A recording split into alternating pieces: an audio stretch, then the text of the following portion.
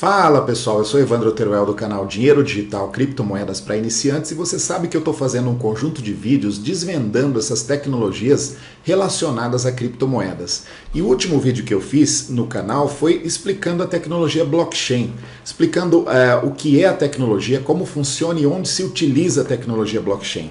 Blockchain não é utilizado só para criptomoedas, é utilizado também para contratos inteligentes de compra e venda, né? É utilizado também no desenvolvimento de aplicações para empresas, na indústria, eleições, numa série de contextos onde você pode desenvolver software utilizando a tecnologia blockchain. Mas hoje eu vou falar sobre as criptomoedas, né? Das criptomoedas, a mais importante hoje você sabe que é o Bitcoin.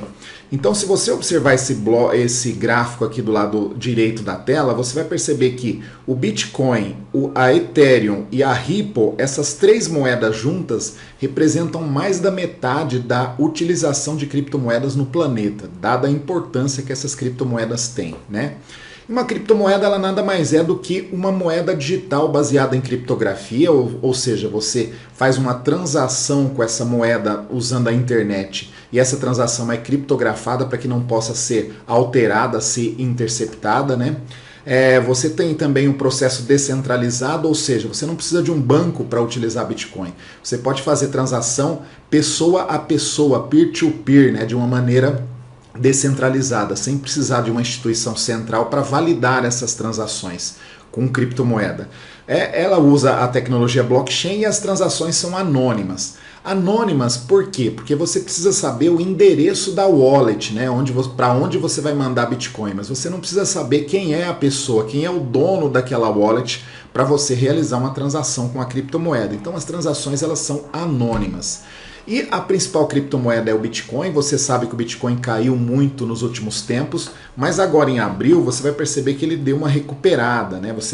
Desde abril agora, dia 8 de abril, esse gráfico aqui é do dia 8 de abril, você vai perceber que o Bitcoin já passou dos 20 mil reais, né? E tem se mantido aí nessa faixa, mais de 5 mil dólares, em torno de 5.200, 5.300 dólares. Então é a criptomoeda mais importante, a que mais tem se valorizado, e o gráfico mostra isso. Você vai perceber aqui que essa parte verde, o Bitcoin é a moeda digital, né, mais utilizada hoje no planeta. E eu vou te explicar agora como funciona uma transação de Bitcoin. Você sabe que para você fazer uma transação com Bitcoin, você precisa ter uma wallet. Uma wallet, na verdade, é um endereço para onde alguém pode enviar Bitcoin para você, tá? E para você ter uma wallet, você pode baixar um software de wallet no seu computador, como o Bitcoin Core, por exemplo, que é um software de wallet, ou no seu celular. Você pode também criar uma conta numa exchange como o Mercado Bitcoin, Binance, Bittrex, e lá nessa exchange você cria uma wallet, um endereço para você receber Bitcoin lá nessa exchange. Você pode também comprar uma wallet em hardware, uma espécie de pendrive que você pluga no seu computador para armazenar também as suas criptomoedas. Na verdade, você armazena as chaves dessas criptomoedas. Você pode armazenar a criptomoeda de uma série de maneiras, tá? Não importa como você vai armazenar, se no seu computador, num software de wallet, se num hardware de wallet, se numa exchange na internet, mas sempre você vai precisar de um endereço, tá? Então aqui você vai perceber o seguinte, ó, vamos pegar um caso de Alice, é um caso fictício, a Alice quer mandar Bitcoin para o Bob. Os dois precisam ter uma wallet, um endereço de Bitcoin. E uma wallet de Bitcoin, ela tem na verdade dois endereços, um endereço que você fornece para a pessoa, para ela mandar Bitcoin para você, e um endereço que você mantém as 7 chaves, né? Se você passar esse endereço que você mantém as 7 chaves, que nós chamamos de chave privada, outras pessoas podem roubar, furtar os seus bitcoins. Então toda vez que você cria uma wallet para armazenar Bitcoin, você tem um endereço público, né, uma chave pública que você pode passar para as pessoas. É um endereço conhecido para as pessoas mandarem Bitcoin, elas vão ter de digitar esse endereço aqui lá na wallet delas para te enviar Bitcoin. E a chave privada que você guarda as 7 chaves que ninguém pode saber. O bandido hoje ele não vai chegar armado para você para roubar os seus bitcoins, ele vai procurar essa chave privada, porque se ele encontrar essa chave privada da tua wallet, onde você guarda os bitcoins, ele vai pegar todos os bitcoins que você tem. Então, tanto a Alice tem de ter uma chave pública e uma chave privada na wallet Bitcoin dela, E o Bob também tem de ter uma chave pública e uma chave privada, né? Se a Alice vai mandar Bitcoin para o Bob, ela precisa apenas do endereço público do Bob, porque ela vai pegar esse endereço público do Bob aqui, a chave pública do Bob, e vai colocar no software de wallet dela. Ó, pagar para Pay to, ela coloca o endereço público do Bob para onde ela vai mandar Bitcoin.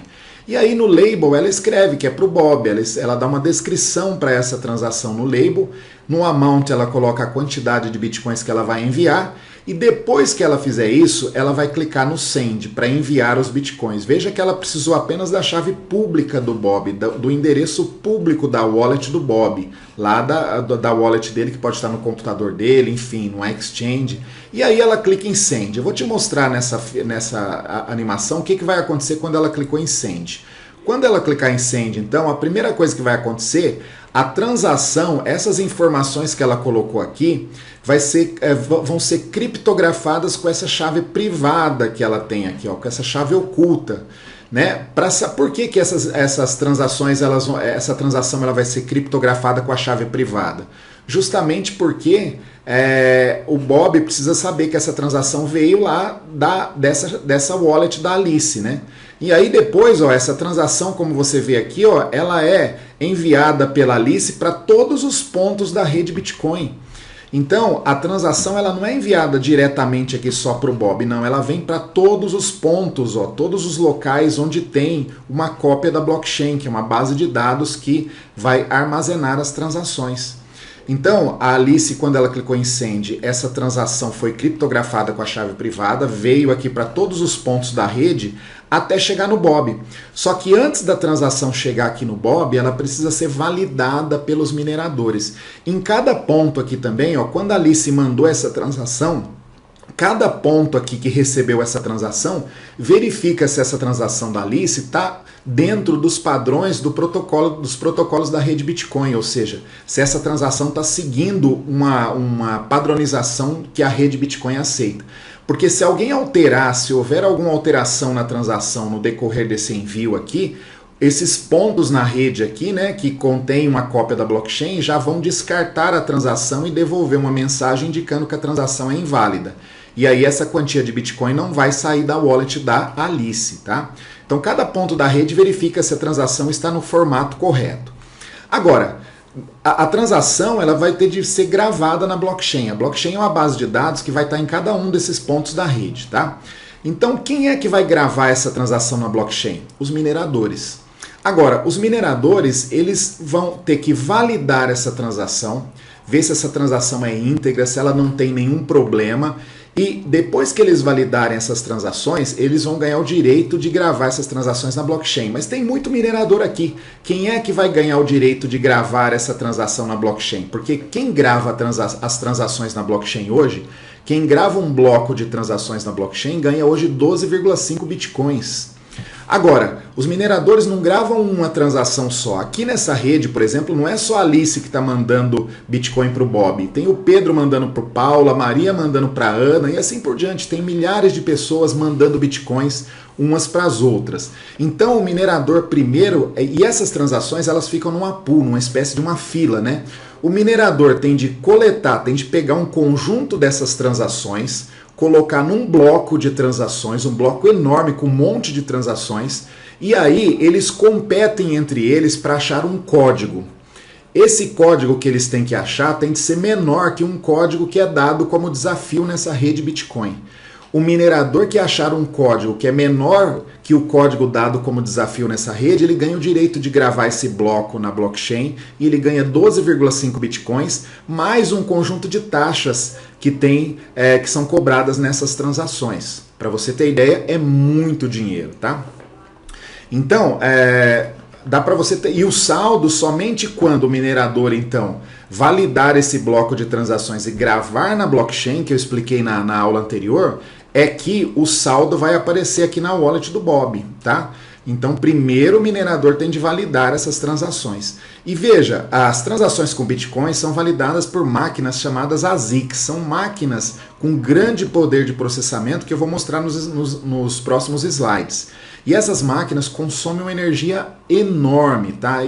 E precisa de um poder de processamento muito grande. Então eu vou te mostrar como isso funciona no próximo slide, né? Só para relembrar da aula passada, você sabe que o que é a blockchain? Blockchain é um conjunto de blocos. Então, como eu disse, esse monte de transações que as pessoas fazem na rede Bitcoin, elas são coletadas pelos mineradores e validadas, colocadas num bloco, né? O minerador coloca lá dezenas e dezenas de transações de Bitcoin num bloco, né?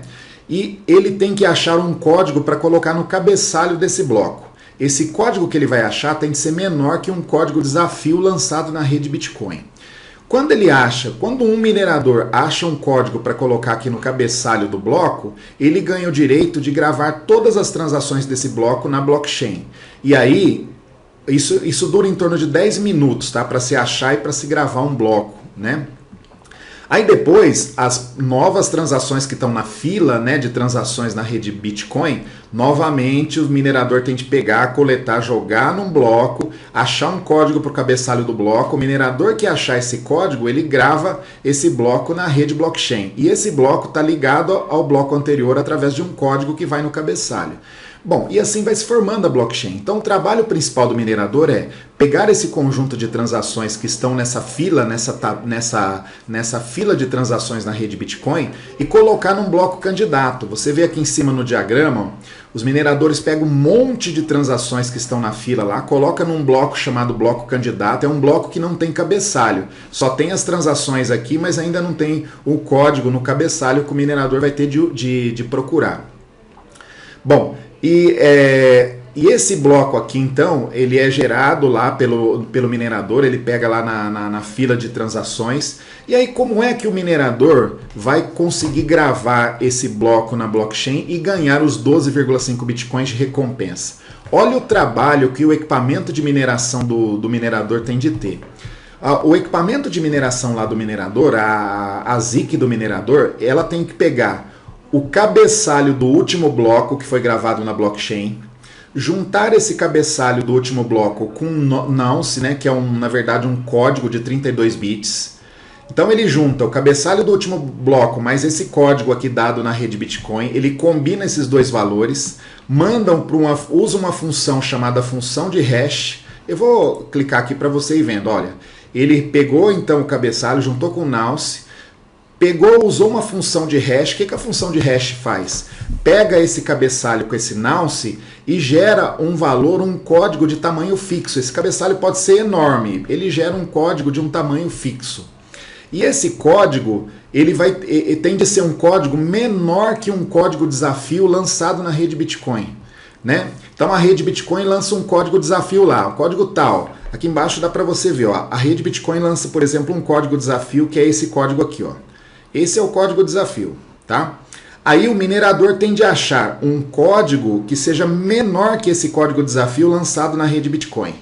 Quando ele achar um código que é menor que esse código desafio lançado na rede Bitcoin, ele ganha o direito de gravar esse código na blockchain e ganha 12,5 bitcoins hoje, tá? Então veja bem, ó, cabeçalho do último bloco mais nonce, passou a função de hash, gerou um código, aí ele verifica, o código gerado pelo minerador é menor que o código procurado, que esse código desafio, menor ou igual que esse código desafio. Se não for, é porque o minerador não achou o código. Então ele volta, ó, se não for, ele volta aqui, né? Se não for, ele volta aqui. Incrementa o nonce, ou seja, ele soma altera o valor desse nonce, pega o cabeçalho do último bloco, junta com esse novo valor do nonce aqui, gera o hash novamente e verifica se esse hash gerado é menor ou igual que o código que está sendo procurado. Se não for, ele faz isso de novo, ó, vem aqui, incrementa um nonce, gera um outro código nonce, junta com o cabeçalho do último bloco, tira o hash, verifica se o hash é menor que o código procurado. E fica fazendo esse trabalho. Ele faz esse trabalho, milhões de mineradores ficam fazendo esse trabalho na rede o tempo todo, né? Precisa de máquina, quanto mais potente for, isso é um algoritmo, né? Quanto mais potente for a máquina, mais rápido essas verificações, esses códigos são gerados, essas verificações são feitas. E mais rápido esse minerador pode achar o bloco. Se ele tem maior poder de mineração, ele vai fazer isso daqui de uma maneira muito rápida, vai testar milhares e milhares de códigos até ele achar um código que seja menor do que o código-alvo procurado na rede Bitcoin. Quando ele achar, ó, quando dá yes aqui, ó, o que ele faz? Então ele resolveu o enigma criptográfico lançado na rede, ele ganha o direito de gravar esse bloco na blockchain. E aí, o que ele faz? Ele comunica toda a rede blockchain que ele achou esse código. A rede blockchain, que são aqueles pontos ali da rede, verifica se o código que ele achou está correto, realmente corresponde a um código menor que o código desafio, menor ou igual. Ele pega esse código que ele achou, então, coloca no cabeçalho do bloco, e aí ele pega e grava esse bloco na blockchain, e todos os pontos da rede, todos os mineradores, por exemplo, vou voltar aqui para você ver, ó, todos os mineradores, todos os pontos da rede que tem a blockchain, verificam se realmente aquele código que ele achou está correto, e se tiver correto, esse bloco então é permitido que seja mantido lá, que seja gravado na blockchain. E o Bob aqui recebeu o valor em Bitcoin, né, depois que aquela transação foi validada nesse processo de mineração. Então esse é o algoritmo esse algoritmo aqui, que basicamente o minerador tem de fazer uma série de cálculos, verificar se o código gerado é menor que um código-alvo, é chamado de Proof of Work. Ou seja, o minerador tem de ter uma máquina muito potente para fazer uma prova de trabalho, provar que ele tem condições de validar esse bloco, provar que ele tem condições de contribuir com essa rede Bitcoin, tá? Prova de trabalho, ele tem um trabalho enorme, a gente chama de força bruta, ele faz um trabalho de força bruta, porque ele sempre vai gerando um novo código, gerando, verificando até achar o código que ele deseja.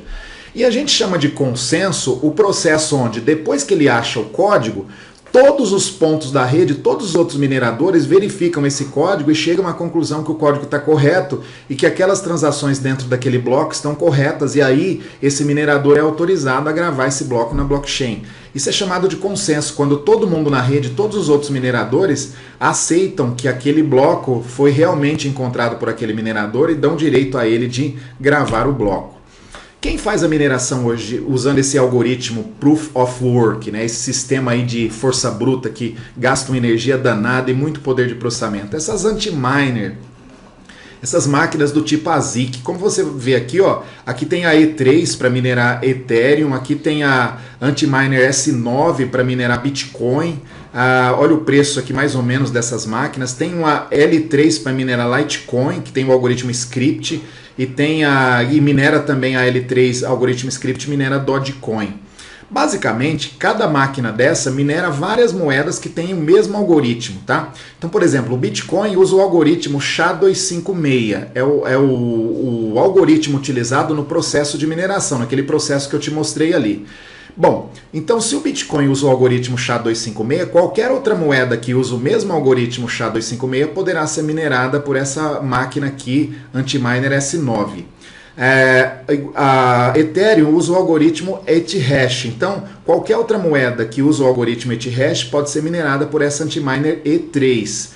E assim por diante, né? Litecoin usa o algoritmo Script, então Litecoin e Dogecoin podem ser mineradas por essa máquina. E as rigs de mineração também são equipamentos para minerar. Algumas moedas usam alguns algoritmos que são melhor minerados por ASICs, que são essas máquinas aqui, é o caso do Bitcoin, Ethereum, Litecoin, Bitcoin, Litecoin e Dogecoin. Agora, algumas moedas usam alguns algoritmos, como por exemplo o algoritmo Kryptonite V6, o algoritmo Equihash da Zcash, são melhor minerados com as rigs. As rigs são máquinas, computadores comuns que você coloca várias placas de vídeo, e essas placas de vídeo fazem o processamento, fazem a busca desse código criptográfico aí, né, para gravar os blocos na blockchain. E hoje existem as mining farm, né, que são fazendas de mineração, empresas que têm milhares, centenas ou milhares dessas máquinas e fazem mineração o tempo todo, né, atrás dessas recompensas aí por esse processo de mineração. Agora, não existe só o Proof of Work, tá? Não existe só essa forma de mineração que eu te mostrei aqui, ó, usando esse algoritmo, a busca por força bruta desse código menor que um código-alvo. Não existe só esse sistema Proof of Work de mineração. Proof of Work é o que a gente conhece porque a gente usa as rigs, as ASICs de mineração. E aí, ó, cálculos complexos são realizados através de máquinas de grande poder computacional, mineração que a gente fala, né? Toda vez que um bloco é encontrado lá pelo minerador, ele ganha novas moedas que são criadas naquela rede, né? Então, cada vez que o minerador encontra um bloco lá de transações, um bloco para gravar transações Bitcoin, ele ganha 12,5 moedas que são adicionadas à cadeia Bitcoin. Você sabe que o máximo de Bitcoin possíveis de serem extraídos são 21 milhões. Já foram extraídos 17 milhões, emitidos 17 milhões e 500 mais ou menos. Falta menos de 3 milhões e 500 de Bitcoins para serem gerados. Toda vez que o minerador acha um bloco e grava esse bloco na blockchain, ele ganha 12,5 Bitcoins que são adicionados a mais nessa quantidade que já foi gerada, até chegar nos 21 milhões. Na hora que chegar nos 21 milhões, aí não cria mais. Mas aí os mineradores vão ser remunerados como? Através das taxas de transação que você paga quando você faz uma transação de uma wallet para outra. Hoje o minerador, além de receber os 12,5 Bitcoins, ele recebe parte dessas taxas. Quando acabar a quantidade de Bitcoins e novos Bitcoins não puderem ser mais emitidos, os mineradores serão remunerados apenas por essas taxas de transação.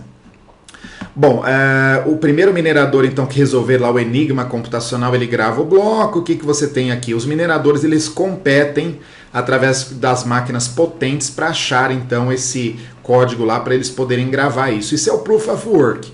Agora existe um sistema de mineração chamado Proof of Stake.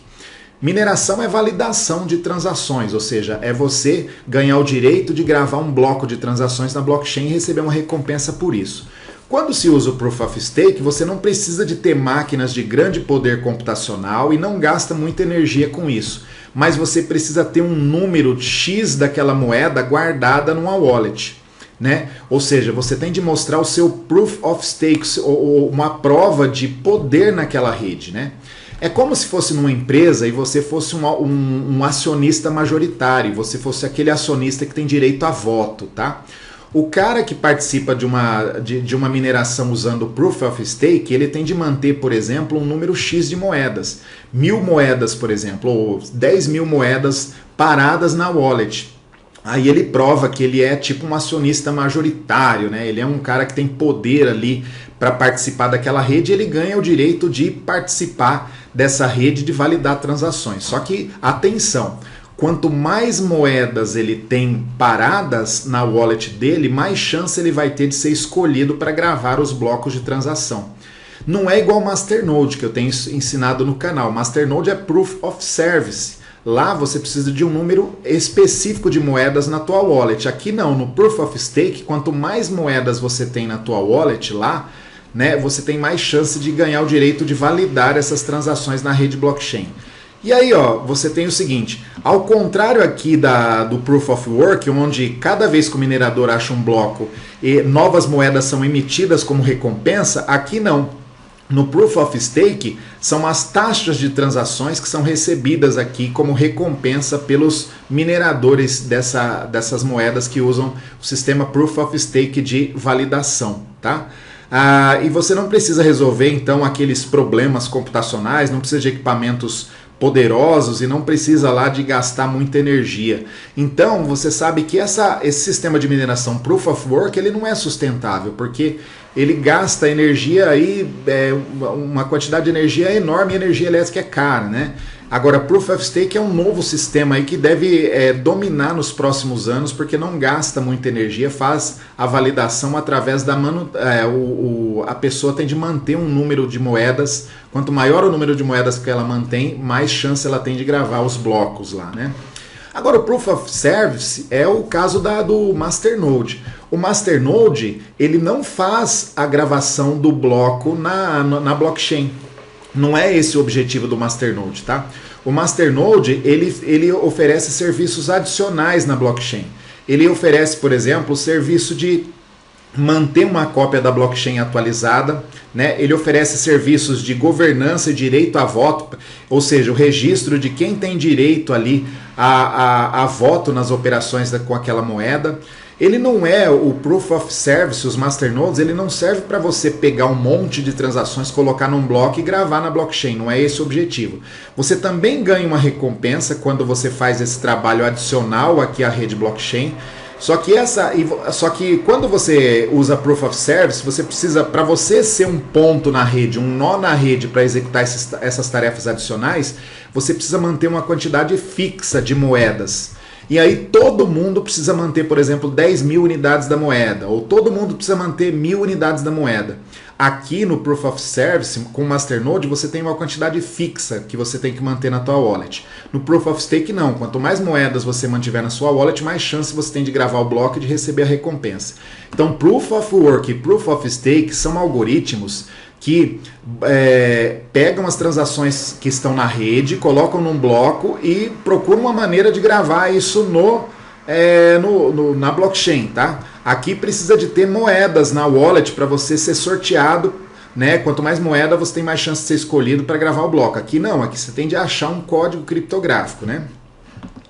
Então essas são as maneiras, são os mecanismos de consenso, os mecanismos onde alguém ganha o direito de gravar o bloco na blockchain, né, depois que validou aquelas transações naquele bloco, e todo mundo da blockchain, todo mundo da rede, quer dizer, tem de verificar e validar aquela transação, aquele algoritmo, validar aquele código que foi encontrado, enfim, validar aquele conjunto de transações que estão naquele bloco e vão para a blockchain. Espero que você tenha entendido. Se ficaram dúvidas, deixa aí nesse vídeo que eu vou tentar esclarecer para você. Mas esse é o sistema então, para você entender. A gente fala tanto de mineração no canal, mas como é a mineração? Mineração é isso, ó. O Bob faz a transação lá com a Alice, faz a transação para o Bob, o João para o Pedro para o Paulo, a Maria para a Ana.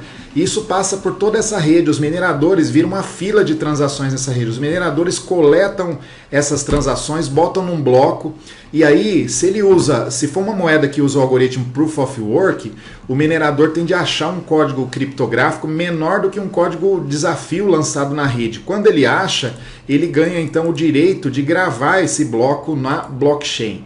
Ele usa essas máquinas para mineração Proof of Work, e aqui você tem ainda o Proof of Stake, que não precisa de máquinas poderosas, mas tem de manter uma quantidade de moeda na wallet. Quanto mais moeda você mantiver parado, mais você tem chance de ser escolhido para gravar o bloco. Proof of Service são os masternodes, que eu mostrei também como se cria no canal. Oferece serviços adicionais à rede blockchain, ganha uma recompensa por isso, precisa ter uma quantidade de moeda na wallet, mais uma quantidade fixa, né? Obrigado por participar do canal. Se você gostou, dê um like e inscreva-se aí no canal para ajudar. Grande abraço e até o próximo vídeo.